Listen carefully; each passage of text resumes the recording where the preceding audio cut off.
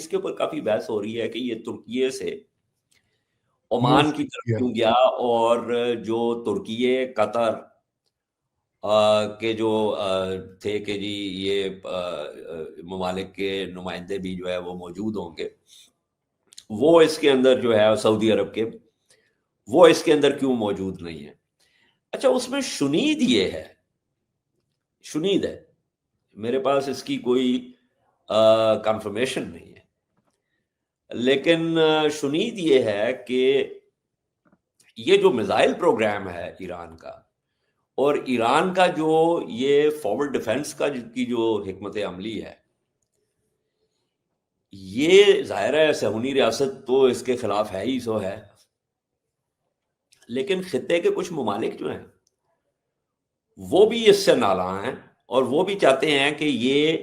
اس وقت چونکہ ایران جو ہے وہ کمزور ہے، وہ یہ نہیں چاہتے کہ امریکہ ایران پر حملہ کرے، کیونکہ اس کے مضمرات جو ہیں وہ اور بہت سے ہیں۔ ٹھیک، سو وہ یہ چاہتے نہیں ہیں کہ ایران پر حملہ ہو، کم از کم سطح آب پہ اس وقت، زیر آب تو بہت سی چیزیں ہو سکتی ہیں، لیکن سطح آب کے اوپر جو اس وقت جو بیانات ہیں اس کے مطابق وہ نہیں چاہتے کہ جنگ ہو، اور اس جنگ کا ان کو نقصان بھی ہے، لیکن ساتھ ہی ساتھ وہ یہ بھی چاہتے ہیں کہ چونکہ اس وقت موقع ہے، لوہا گرم ہے، ایران کمزور ہے، امریکہ فوجی اثاثے لے آیا ہے، صہیونی ریاست امریکہ کو جو ہے وہ گوڈ کر رہی ہے کہ چڑھ دوڑ ایران کے اوپر،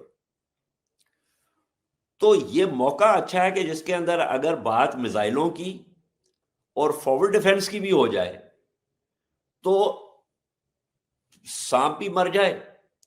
اور لاٹھی بھی نہ ٹوٹے۔